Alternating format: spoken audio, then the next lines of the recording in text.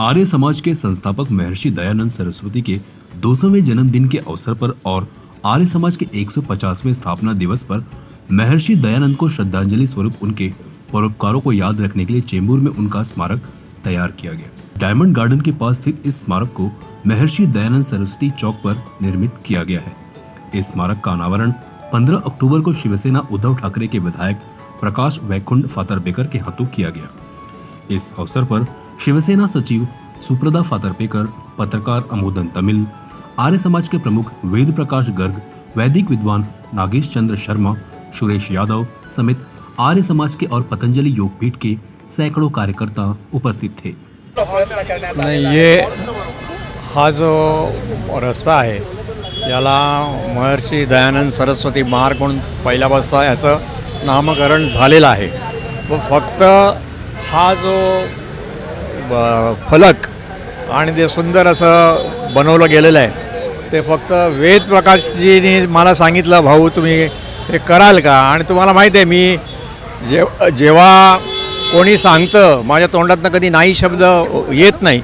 आता आम्हाला फंड नाही काय नाही तरी असताना ते आपण करून दाखवलं आहे आणि हा जे हे अस्मरणीय असं स्मारक झालेलं आहे आणि यांच्यासाठी हे पवित्र स्थान असणार पण आहे की आज त्यांचा फोटो आहे, सगळं आहे आणि ज्या यांनी म्हणजे 1824 ते त्यांचा मृत्यू 1883ला आणि आज त्यांचं काम, त्यांची चळवळ, त्यांची लोकांमध्ये धडपड, त्यांची शिकवण हे सगळं जे आहे त्यांचं कार्य हे लहान मुलांपासनं हे शिकण्यासारखं आहे। मला वाटतं हे एवढ्या सुंदर प्रकारे झालेलं आहे त्याचं सगळं शेअर करण्यामागे आमचे वेद प्रकाशजी आहे, त्यांनी सांगितल्यामुळे हे उभं राहिलं आहे। तीन ठिकाणी होणार आपण करू ना, ते पहिल्यांदा एक तर सुरुवात झाली ते पण बघू। बताना ये चाहता हूँ कि चेंबूर स्टेशन से लेके डायमंड गार्डन तक का नाम महर्षि दयानंद सरस्वती था और वो भी 70-80 साल से था। तो अभी बीच में भी हमारे प्रकाश मातेरकर जी, हमारे अमू जी और हमारे नागेश जी ने, हमने सब ने मिल के उन्होंने पूरा बंदोबस्त करके ये बीएमसी से परमिशन लेके पूरा ऐसा ये बनाया हमारा स्मारक। और ऐसे 3 स्मारक और बनने वाले हैं तो वो अभी बाद में बनेंगे। अभी हम जो है ना ये आचार संहिता लग रही थी इसलिए इमरजेंसी में आज करना पड़ा, नहीं तो हम लोग दिवाली पे करने वाले थे। तो उस टाइम में जो है ना हमारे महर्षि जी का निर्वाण दिवस था, लेकिन अभी कोई रास्ता नहीं था तो हमने आज ये उद्घाटन किया है। और मैं आप सबका बहुत बहुत धन्यवाद करता हूँ कि आप इतने शॉर्ट पीरियड में सब लोग आए और इस समारोह में शामिल हुए। आप सबका बहुत बहुत धन्यवाद।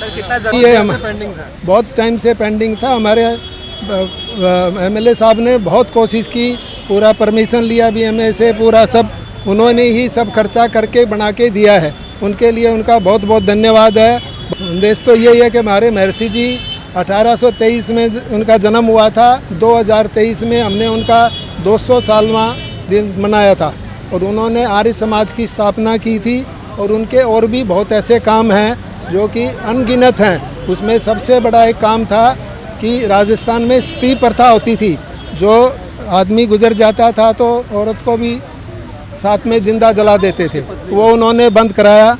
दूसरा, बाल विधवा बहुत होते थे राजस्थान में और इसमें अपना यूपी में, वो उन्होंने बंद करवाया। फिर इसके बाद में जो वो बाल विधवा में लड़का गुजर जाता था तो वो विधवा हो जाती थी तो उसको पूरा लाइफ टाइम कपड़े सफ़ेद बना के घर के कोने में बिठा देते थे कि भी ये अशुभ है, वो किसी भी अच्छे प्रोग्राम में घर वाले उसको शामिल नहीं करते थे। तो महर्षि जी ने उनकी शादियां शुरू करवाई और इसके बाद में उन्होंने सबसे पहले, जैसे अभी जो भी हमारे बुजुर्ग हैं, उनकी माता जी, दादाजी, कभी शिक्षा होती ही नहीं थी गाँव में लेडीज़ की, तो वो उन्होंने गुरुकुल खुलवाए। और उस ज़माने में हमारे पंडितों ने ऐसा सत्यानाश किया था कि कोई भी स्त्री जाति और कोई भी शेड्यूल कास्ट का आदमी गायत्री मंत्र सुन ले, बोलना बहुत दूर की बात है, सुन लेगा तो गरम तेल करके उसके कान में डाल दो। तो मतलब इतने अंधविश्वास चल रहे थे, उसकी वजह से हमारे स्वामी जी ने पैदल चल के इतनी जो है ना कि और लोगों ने इतना विरोध किया, उनको 17 बार तो जहर दिया गया, 16 बार तो उन्होंने नौली क्रिया से बच गए, और लास्ट में जब 17वीं बार दिया गया तो उसमें उन्होंने, उनके जो रसोइया था जगन्नाथ, उसने दूध के अंदर जहर मिला के कांच का चूरा करके वो पिला दिया, तो वो उसके पूरे शरीर में वो फैल गया। तो वो फिर बाद में कुछ नहीं कर पाए। जैसे महाभारत में इनका भीष्म पितामह, ऐसे ही उनके भी शरीर में बहुत कुछ सड़ रहा था, लेकिन उन्होंने बोला था कि मैं दिवाली वाले दिन अपना प्राण को त्यागूंगा। तो उन्होंने फिर अजमेर में 3 बार ओम का उच्चारण किया, बोला भगवान आपकी इच्छा पूर्ण हो, और सांस छोड़ दी। पहले तो श्री प्रकाश फतर्पेकर जी का बहुत बहुत धन्यवाद है कि उनके सहयोग से ये महान कार्य हो सका। महर्षि दयानंद सरस्वती और आर्य समाज, ये इस देश के इतिहास को अगर हम देखें तो इतना महत्वपूर्ण अध्याय है कि जिसके बिना इस देश की आज की जो स्थिति है उसकी कल्पना नहीं की जा सकती। महर्षि दयानंद सरस्वती ने आर्य समाज की स्थापना की, न केवल आर्य समाज की स्थापना की बल्कि उन्होंने अपने ग्रंथों के माध्यम से समाज को एक दिशा देने का कार्य किया।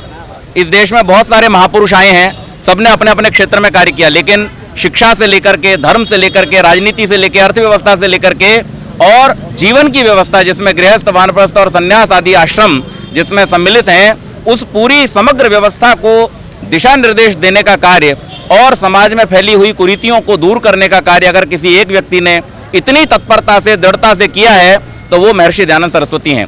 महत्वपूर्ण अवसर ये था कि महर्षि दयानंद के जीवन के जो उनका जो जन्म हुआ था 1824 में, 200 वर्ष पूरे हुए, और उसके साथ साथ 2025 में 1975 में जो स्थापित हुआ था आर्य समाज 1875 में, 2025 में उसके 150 वर्ष पूरे होने जा रहे हैं। तो उन 150 वर्षों का भी अवसर है और स्वामी जी के 200वें जन्मदिन का अवसर है। इस महत्वपूर्ण अवसर पर ऐसे सुंदर स्मारक का आना, ये निश्चित रूप से एक बहुत बड़ी और बहुत महत्वपूर्ण घटना है। मैं पुनः भाऊ का धन्यवाद करता हूं कि उनके सहयोग से यह संभव हो सका।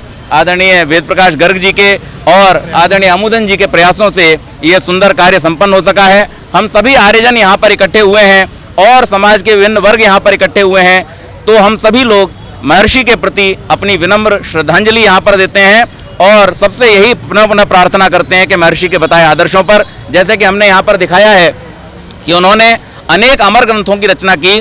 आपको याद होगा गिरगांव चौपाटी पर जो पहला विमान श्री बापूजी तलपदे ने उड़ाया था, उन्होंने इस बात को अपने ग्रंथ में उद्धृत किया है कि मुझे ये ज्ञान महर्षि दयानंद की ऋग्वेद आदि भाष्य भूमिका में विमान शास्त्र को पढ़ करके मिला। तो ऋषि ने एक विषय नहीं बल्कि तार विद्या हो, चाहे विमान विद्या हो, चाहे आधुनिक विज्ञान हो, इन सभी विषयों पर ऋषि ने कार्य किया और जीवन की संपूर्ण व्यवस्था को संस्कार विधि के माध्यम से उन्होंने दिया। तो उनके उन महत्वपूर्ण ग्रंथों को, उनके महत्वपूर्ण कार्यों को और शिक्षा में जो उन्होंने महत्वपूर्ण योगदान दिया गुरुकुलों के माध्यम से, उन कार्यों को याद करते हुए अपने जीवन में उनको अपना करके हम इस कार्य को आगे बढ़ाएं और भारत को फिर से विश्व गुरु बनाने की श्रृंखला में आगे बढ़ें। इसके साथ साथ उस समय हमारा देश पराधीन था। ऋषि ने स्वतंत्रता प्राप्ति के लिए एक समग्र कार्यक्रम की शुरुआत की। उन्होंने देश के समस्त रजवाड़ों को एकत्र किया और रजवाड़ों को एकत्र करके उन्होंने उनको प्रेरित किया कि हम अगर संगठित होंगे तभी इस देश को स्वतंत्र करा सकते हैं।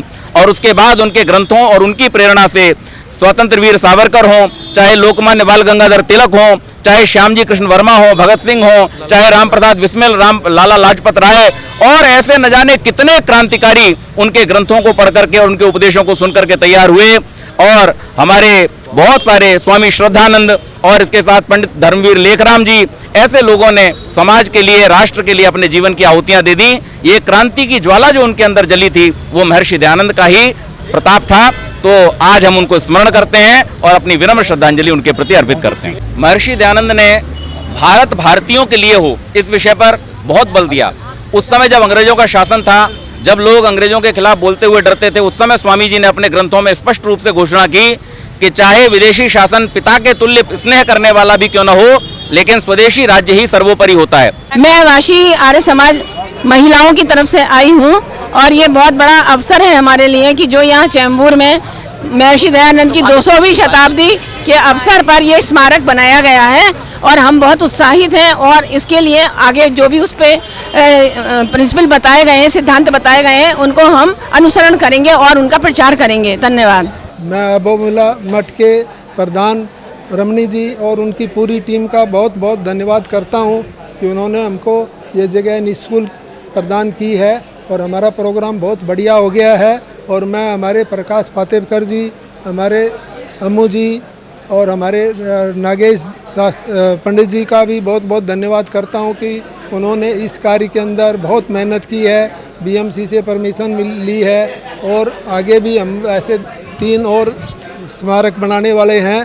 तो उसके लिए भी मैं हमारे भाऊ प्रकाश जी का बहुत बहुत बहुत बहुत धन्यवाद करता हूं कि हम 3 साल से लग के उन्होंने कैसा कैसा इस कार्य को पूर्ण किया है। उनका बहुत बहुत धन्यवाद। कार्य आज संपन्न हुआ और इसमें मुंबई के समस्त आर्य समाजों के सभी गण्यमान्य पदाधिकारी यहाँ उपस्थित थे और सभी ने इस कार्यक्रम की बहुत भूरी भूरी प्रशंसा की है।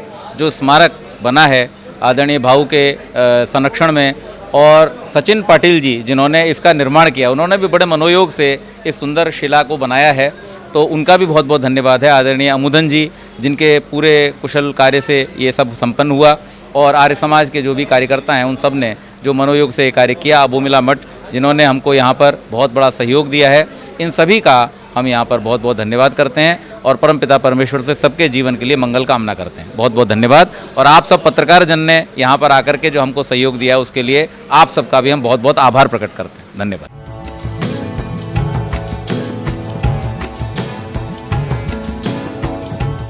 CEN न्यूज देश प्रदेश की ताजा तरीन खबरों के लिए CEN न्यूज को सब्सक्राइब करें और रहें पल पल की खबर से हर पल बाखबर।